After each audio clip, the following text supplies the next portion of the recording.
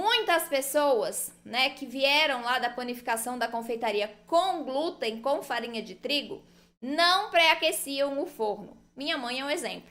Minha mãe não aquece forno para fazer os pães e os bolos dela, com farinha de trigo, com glúten, né?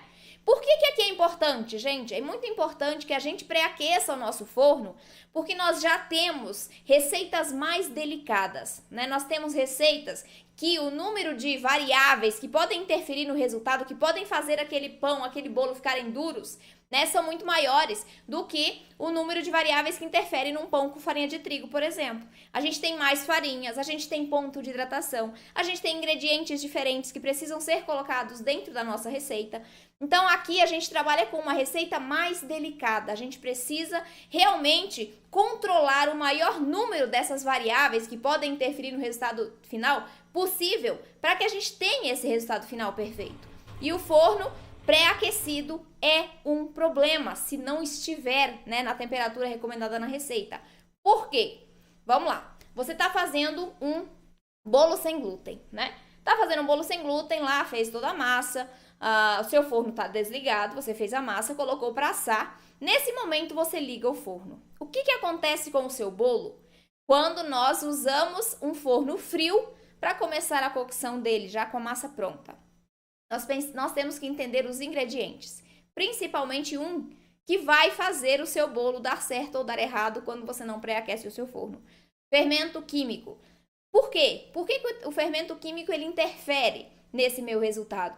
Porque o fermento que nós utilizamos tem duas ações, tá? O fermento químico tem duas ações. A primeira ação é imediata ao contato com o líquido. Então, a partir do momento que eu coloco o fermento na massa, a massa já começa a fermentar, né? Começa a soltar as bolinhas de gases. E a segunda etapa, a segunda ação do meu fermento é em contato com o calor dentro do forno. Tá, tudo bem, e daí?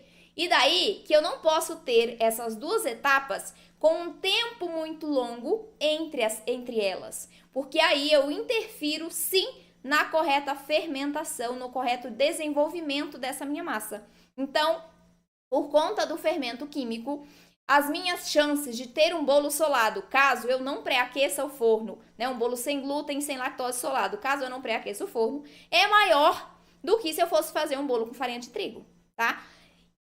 Também leva fermento químico, mas, mais uma vez, nossas receitas sem glúten são mais delicadas, tem ponto de hidratação, tem outros ingredientes e tudo isso interfere, tá? Interfere no resultado final. Então, às vezes, você não pré-aquece o seu forno e tá tudo certo, o seu bolo fica perfeito.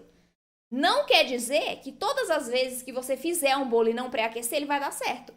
Pode acontecer de o seu bolo solar por causa disso. Então, por isso que não pré-aquecer é um erro. Como eu disse, os fornos, eles têm um tempo diferente de pré-aquecimento. Então, o meu pré-aquece em 10 minutos, na temperatura de 180 graus, por exemplo.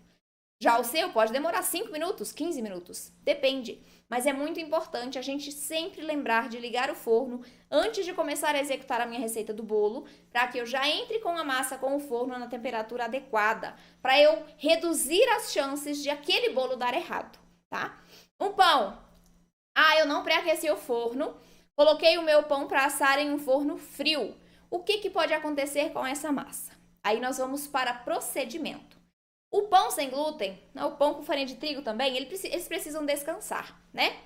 Eles precisam descansar por um tempo para que o fermento biológico comece a ação dele, né? Na verdade, faça a maior parte da ação dele no pão cru, no pão frio. Porque se eu colocar para assar, eu tenho uma temperatura, a partir de uma determinada temperatura, o meu fermento começa a morrer. Se eu coloco o meu pão sem crescer dentro do forno quente, meu forno vai aquecer aquela massa, a massa vai aquecer, por exemplo, acima de 40 graus, o fermento já começa a morrer. Então, eu tenho prejuízo no crescimento, na fermentação correta dessa minha massa, se eu colocar sem crescer dentro do forno, certo?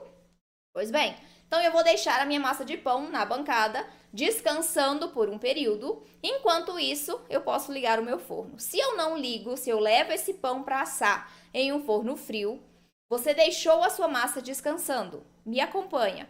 Deixou a sua massa descansando. Aí você visualmente percebeu que aquela massa já estava no ponto de ser levada para assar. Já começou a soltar umas bolinhas, fazer uns furinhos em cima. Então, significa o quê? Perdão.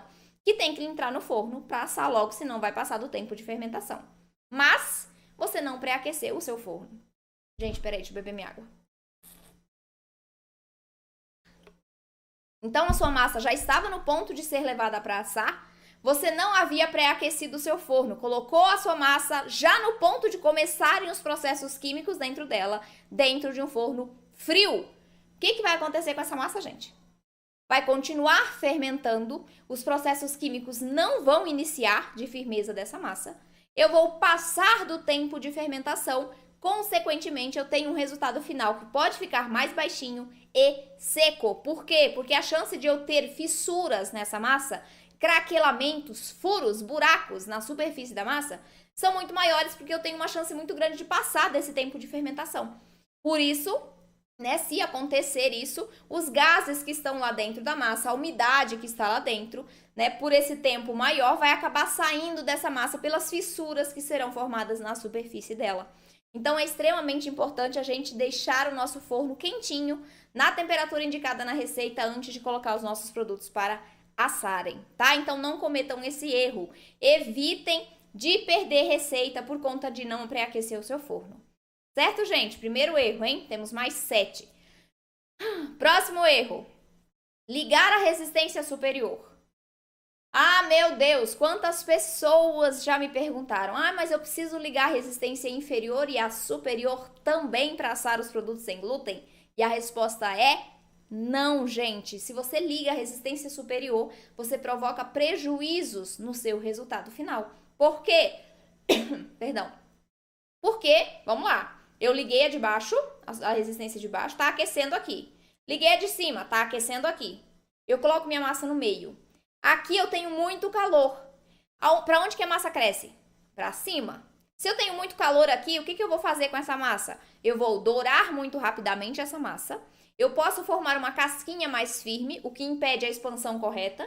Se expandir, essa massa vai rachar, porque eu já tenho uma firmeza, uma dureza nessa minha massa aqui em cima, na superfície, né?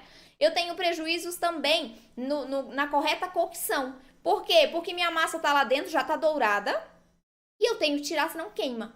Se eu deixo lá dentro, pelo tempo necessário para assar esse meu pão, esse meu bolo, eu corro um grande risco de queimar a minha massa por cima.